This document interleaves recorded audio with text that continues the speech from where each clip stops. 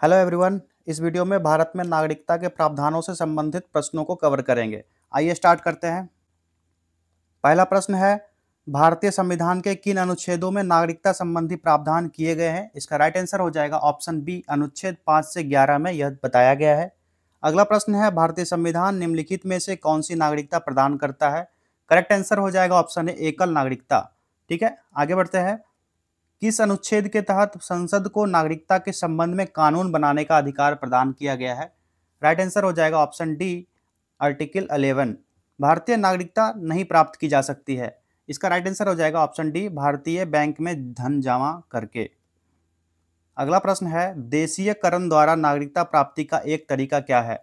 इसका right answer हो जाएगा ऑप्शन सी, विदेशी पुरुष से विवाह करने पर देशीयकरण द्वारा नागरिकता प्राप्ति का एकमात्र तरीका है। नागरिक बनने की निम्नलिखित शर्तों में एक आवश्यक शर्त क्या है? इसका राइट आंसर हो जाएगा ऑप्शन ए, राज्य की सदस्यता। आगे बढ़ते हैं। पाकिस्तान से आकर भारत में नागरिकता प्राप्त करने संबंधी प्रावधान का वर्णन निम्नलिखित में से किस अनुच्छेद में वर्णित है? इसका राइट आंसर हो जाएगा ऑप्शन ए, आर्टिकल 6। नागरिकता के लोप होने का एक नियम है। इसका करेक्ट आंसर है ऑप्शन बी, देशद्रोह का अपराध सिद्ध होने पर। नेक्स्ट क्वेश्चन है, एक व्यक्ति नागरिक के अधिकार कैसे खो देता है? यह क्या कारण हो सकता है? इसका राइट आंसर हो जाएगा ऑप्शन बी, एक व्यक्ति दूसरे राज्य की नागरिकता ले सकता है। अगला प्रश्न है, निम्नलिखित में से कौन सी शर्त भारत की नागरिकता प्राप्त करने के लिए नहीं है? इसका करेक्ट आंसर हो जाएगा ऑप्शन डी, संपत्ति स्वामित्व। यह नागरिकता प्राप्त करने के लिए नहीं है। भारत की नागरिकता निम्नलिखित में से किस प्रकार प्राप्त की जा सकती है? करेक्ट आंसर हो जाएगा ऑप्शन डी, जन्म से, देशीयकरण से और वंशानुक्रम, इन सभी से, उपर्युक्त सभी से। नागरिकता प्राप्त करने व खोने के विषय में विस्तार से चर्चा कहाँ की गई है? करेक्ट आंसर है इसका ऑप्शन बी, 1955 के नागरिकता कानून में। ठीक है, एक संशोधन भी हुआ था नागरिकता कानून में।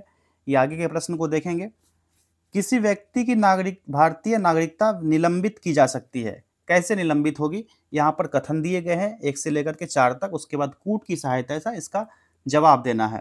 ठीक है, पहला कथन है, यदि कोई व्यक्ति स्वेच्छा से दूसरे देश की नागरिकता ग्रहण कर लेता है। बिल्कुल सही है।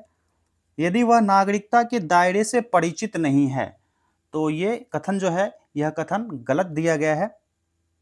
तीसरा कथन है, यदि भारत सरकार को यह विश्वास हो जाए कि नागरिकता छल पूर्वक प्राप्त की गई है। ये कथन सही है। निलंबित की बात कही जा रही है, तो इस क्रम में यह सही है। और यदि कोई व्यक्ति जन्म से देश का नागरिक है किंतु विदेशी राष्ट्र से युद्ध के दौरान वह शत्रु की सहायता पहुंचाने की गतिविधियों में लिप्त पाया जाता है, तो ये भी ऐसी स्थिति बनेगी तो नागरिकता निलंबित की जा सकती है। तो पहला, तीसरा और चौथा कथन जो है ये सही है, नागरिकता निलंबन से संबंधित। तो देख लेते हैं कूट। तो option C is the correct answer, 1, 3 और 4। आगे बढ़ते हैं। अगला प्रश्न है, नागरिकता संशोधन अधिनियम 1992 के अनुसार क्या होगा? इसका करेक्ट आंसर हो जाएगा ऑप्शन सी, भारत के बाहर पैदा होने वाले बच्चे को यदि उसकी मां भारतीय है तो उसे भारतीय नागरिकता प्राप्त होगी। Option C is the correct answer. Okay, next question है, कितने वर्षों तक लगातार बाहर रहने पर नागरिकता समाप्त हो जाती है? इसका राइट आंसर हो जाएगा ऑप्शन सी, 7 वर्ष तक। ठीक है, इसमें संशोधन कर दिया गया है अब संविधान में, किंतु इसमें कोई बदलाव नहीं हुआ है। और नागरिकता संशोधन अधिनियम जो 2019 में आया था, CAA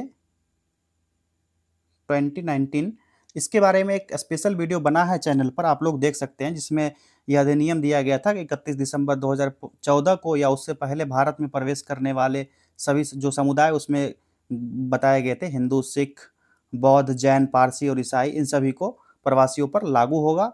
और नागरिकता के आवश्यकता में निवास की शर्त जो थी 11 वर्ष, इसको घटाकर 5 वर्ष कर दिया गया था। और नागरिकता प्राप्त करने के लिए पासपोर्ट और वीजा जैसे दस्तावेज की आवश्यकता नहीं बताई गई थी। और विदेशी अधिनियम जो 1946 था, 1946, और पासपोर्ट अधिनियम 1920 के तहत आपराधिक मामलों में छूट प्राप्त कर सकते थे। तो ये था 2019 का जो नागरिकता संशोधन हुआ था।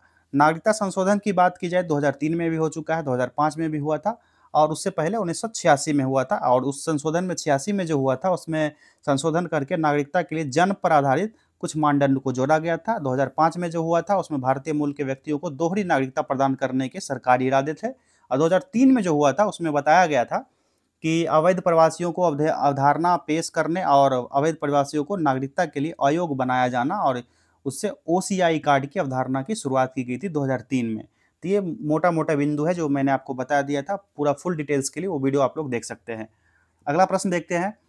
ऐसे सभी व्यक्ति जो डैश या उसके पश्चात भारत में जन्म ग्रहण किया हो उन्हें जन्मजात भारतीय नागरिक समझा जाएगा। इसका करेक्ट आंसर हो जाएगा ऑप्शन सी 26 जनवरी 1950 से पहले। ठीक है। निम्न में से किस स्थिति में किसी भारतीय व्यक्ति की भारतीय नागरिकता समाप्त हो सकती है? इसका करेक्ट आंसर है त्याग करने पर। नागरिकता का या तो त्याग कर दे या पर्यावसन कर ले, मतलब यहाँ से कहीं और चल जाए, वहाँ का नागरिकता धारण कर ले, या नागरिकता से उसको वंचित कर दिया जाए किसी देशद्रोह के क्रम में या फिर कोई ऐसे आधार को मानकर। तो ये तीनों कथन सही है, तो अप्रयुक्त सभी option D is the correct answer. निम्न में से किस स्थिति में किसी व्यक्ति को भारतीय नागरिकता से वंचित नहीं किया जा सकता है? इसका राइट आंसर हो जाएगा ऑप्शन डी, निर्वाचन के दौरान, युद्ध के दौरान और आपातकाल के दौरान। इन सभी स्थिति में भारतीय नागरिक को नागरिकता से वंचित नहीं किया जा सकता है। ये प्रावधान है हमारे भारतीय संविधान में। भारतीय संविधान में नागरिकता के प्रावधान कब लागू किए गए? तो यह लागू किया गया था 1949 में।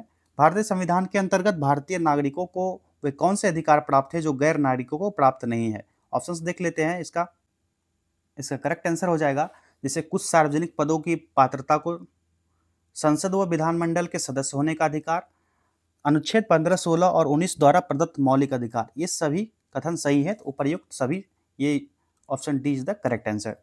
संविधान द्वारा प्रदत्त नागरिकता के संबंध में संसद ने एक व्यापक नागरिकता अधिनियम कब बनाया? तो अभी आपको सभी नागरिकता अधिनियम के बारे में बताए थे। इसका करेक्ट आंसर हो जाएगा इसे 1955, ऑप्शन सी। ठीक है। संशोधन कब हुआ था? अभी आपको बताए थे।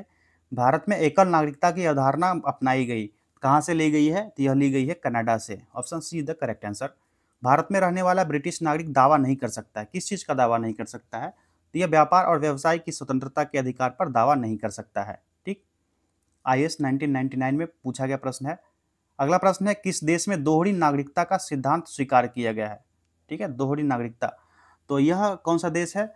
इसका राइट आंसर हो जाएगा संयुक्त राज्य अमेरिका में। यहाँ पर दोहरी नागरिकता का प्रावधान किया गया है USA में। नागरिकता निम्नलिखित में से किन विधियों द्वारा प्राप्त की जा सकती है?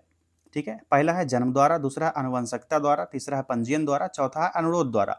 यहाँ पर कूट दिया गया है, कूट की सहायता से इसका सही जवाब देना है। तो ये जो है जन्म द्वारा, आनुवंशिकता द्वारा और पंजीयन द्वारा प्राप्त किया जा सकता है, अनुरोध के द्वारा नहीं प्राप्त किया जा सकता। 1, 2 and 3 is the correct answer. तो इसका राइट आंसर हो जाएगा option B. Option B is the correct answer, 1, 2 and 3। आखिरी प्रश्न है, नागरिकता प्राप्त करने के लिए शर्तें निर्धारित करने वाला सक्षम निकाय कौन सा है? तो इसका करेक्ट आंसर हो जाएगा ऑप्शन सी, संसद। ठीक है, इस वीडियो में इतना ही। मिलेंगे नेक्स्ट टॉपिक में, अगले वीडियो में नेक्स्ट टॉपिक के साथ। धन्यवाद।